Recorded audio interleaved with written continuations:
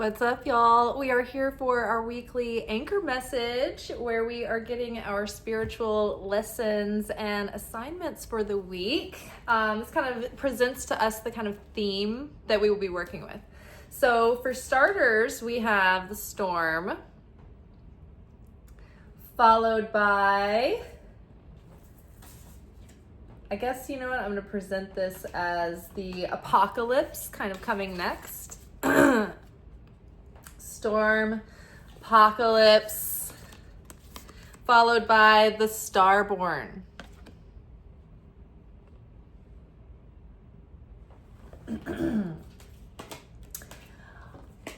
Above all of these is prayer. Underneath storm, we have Five of Pentacles.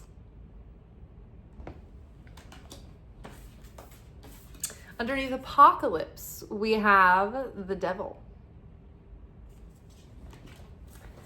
And underneath the starborn, we have Ace of Cups. This is like the conditions of the time when Jesus was born. It was a political and spiritual and in every sort of way a shitstorm, right? And we find ourselves there now, right? And this is part of the theme of the December season every year. And I think that as we grow closer to God and more awakened in our mystical nature and the seeking of our soul to be closer to God, I think we're more tender and open to the mystical truth of the season. And that, you know, on the surface, we're told to run around and be in joy and mirth and celebration. But I think all of us are carrying with us this time of year, this level of sort of darkness and sorrow and trying to, being called to like look into the darkness or what's bringing darkness into our life. Is it division? You know, is it ignorance in our thinking and understanding? Is it, you know, what is it that is defiling our oils, so to speak, right? The Maccabees overthrew the Greeks because the Greeks had come in and destroyed their temples and they defiled their oils. And not only did they do this in a grandiose sort of pillage and plunder kind of way, but they also infiltrated the religion at a consciousness level and sort of skewed things and like took away ideas and added ideas so that they could, even though a person, a devotee might want to worship in the purest way they could, they wouldn't even be able to connect with the original doctrine at that point without it being skewed or tainted, right? So it's like we are always looking at what is the metaphor of the holiday telling us, right? The physical truth played out historically, yes, but there's always these deeper levels, right? These spiritual truths and soul truths and cosmic truths at the core of it, right? So we're being taken through our own process this time of year where we look at our consciousness and we see how pain and fear and ego and smallness and selfishness and all the ways the opponent has gotten in and infiltrated our true consciousness, our true connection with the Creator. And so when we look at the Christ, right? When was Jesus born and what were the conditions? You know, he was born in Bethlehem during a genocide where the king at the time was seeking him out to specifically kill him. He was born in cold and wet and in a stable, amongst, you know, dirt and exposed, right? No support, no safety, no guarantees. Born into poverty, born into uncertainty, born into nutrition uncertainty. What is the word? I can't think of it right now. But when food insecurity, right? Jesus didn't grow up in comfortable conditions at all. He grew up, God chose to come here incarnate and into our conditions, to condescend into our reality, to experience what we live through, what we go through, you know. And so when we can become aware of the storm and unlock the hidden gems within the storm while we're in it, that's when it really counts, right? Not way after the fact when we're comfortable again and we can reflect, but if we can be in it now and embrace it now and see what it's here to give us now. And that means that, you know, when you might have a passing memory or thought that needs to be unpacked a little bit, you don't glaze over it and avoid it. You kind of give it the moment that it asks for. And I think if you lend yourself to it and surrender, it doesn't take long, but you have this authentic moment that melts a layer of hardness away, and it becomes a layer of understanding and acceptance and healing, right? So right now, yes, this week we may have awareness and feel like there's a storm, and we feel exposed to the storm, right? And in the Five of Pentacles, it's like, yes, we do feel the challenges and the harshness of life at this moment. And did I pause? I don't think I ever paused to let you guys hear the audio, but we'll put the audio at the end. It's worth listening to today. I thought it was really good. So when we are in this spiritual poverty and feeling vulnerable and exposed to the harshities of life in this world, you know, we can become downtrodden, and the more inward we go in our suffering and the more like self-centered we go in our suffering, then we get isolated and we feel exposed, and we forget that the temple is available and open to us with that warm light to receive us. And Christ is there in the temple of our heart, waiting to not only greet us, but to serve us, right? So it's like this time of year is that invitation into finding the temple within, not running everywhere outside in the city, looking this way and that. Someone save me. But it's up to you to look to see how and where to connect with the true light, the eternal light, right? That's going to always be there to give you true rest and true peace within. And then right now, it really does feel, whether we are in a literal apocalypse or we're in that cyclical archetypal apocalypse that each generation feels, you know, the opponent wants to use this darkness to keep us divided and separate and distracted, but that's all part of the illusion. But what an apocalypse is a great revealing of what has been hidden under the surface, right? The what has been hidden is now being exposed, and it's usually through disruption and change and discomfort, right? You know, it struck me today that salvation is born through birthing pains. Right? Mary brought salvation into the world. It wasn't a comfortable situation with an epidural. It was difficult and painful. And I think that we all know that when we finally bring the real Christ consciousness through, that coming to Jesus moment comes in amidst dark mess, pain, in a shit storm, right? The middle of our shit. And in the worst case scenario. And that's what my outfit represents today. The brown shirt is the earthen manure where Christ comes to be born, and the Merkaba is the vehicle of our soul, the divinity that is housed within this human flesh, right? And Christ came down to sanctify it by being in the body, right?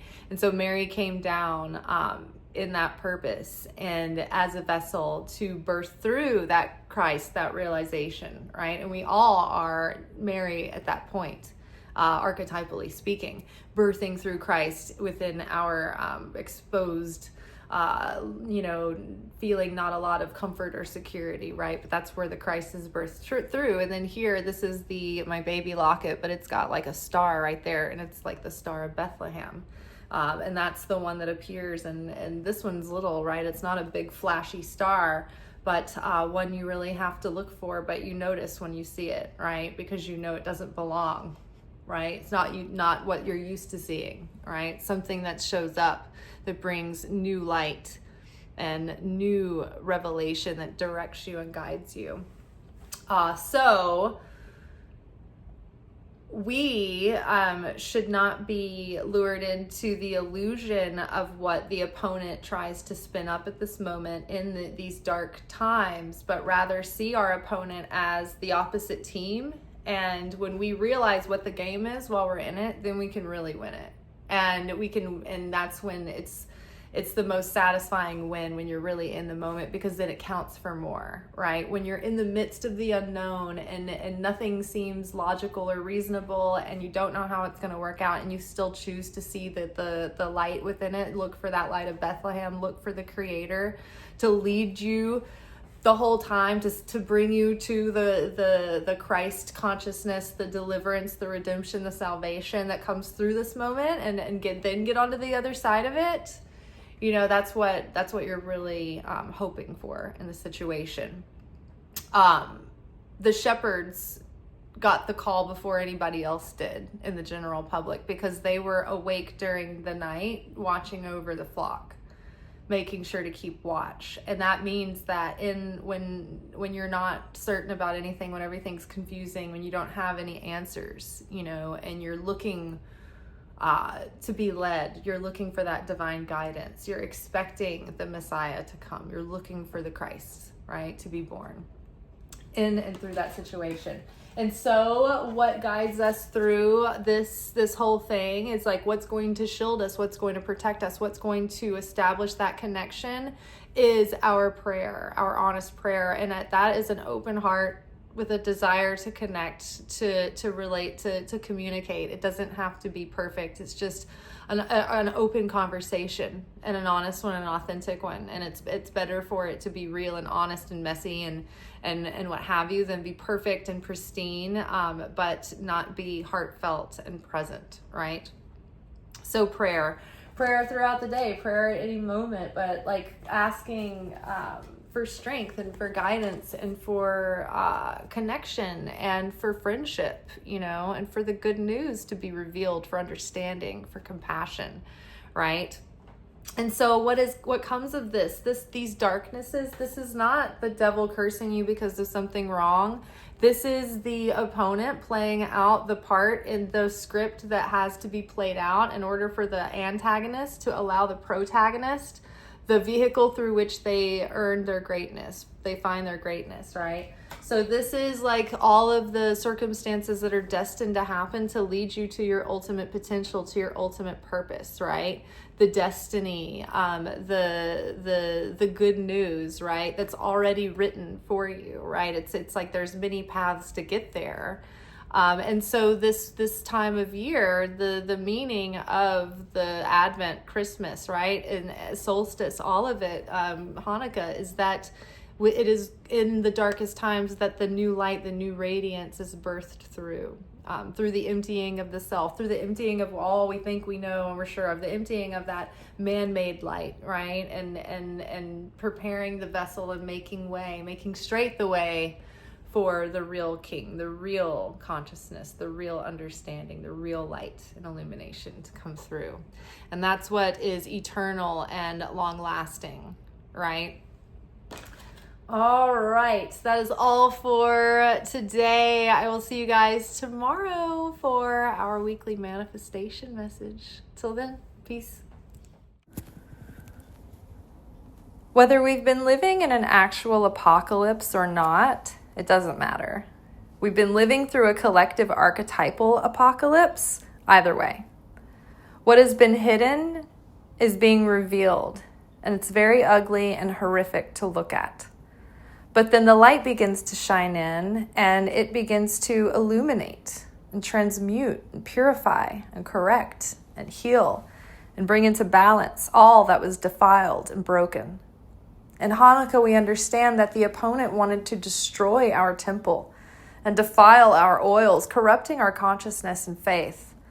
In Advent, we're reminded that a corrupt king sought to destroy the coming Christ, whose light threatened to one day bring down his dark reign. In the winter solstice, we see the gospel told in the crucifixion, the death and the resurrection of the sun, nature's proclamation of the permeating cosmic truth. It is in the darkest times that the greatest light and miracles can be revealed. A new day is coming and will soon be birthed. The challenge, but also the opportunity, is to turn our bitterness into sweetness even while it is still night. Find your courage of conviction now, while you're in it, while it really counts. Prayer is at the top and center over the entire situation. Prayer is what will shelter us, guide us, and see us through the storm. Remember, when we feel exposed by the harshness and cruelty of life, we only have to go inward to find Christ eagerly waiting to greet us in the temple of our heart. This is where we can surrender our burdens and find rest, refuge, and peace. We can be nurtured and be guided. It is here that a new radiance is born through the labor pains of salvation.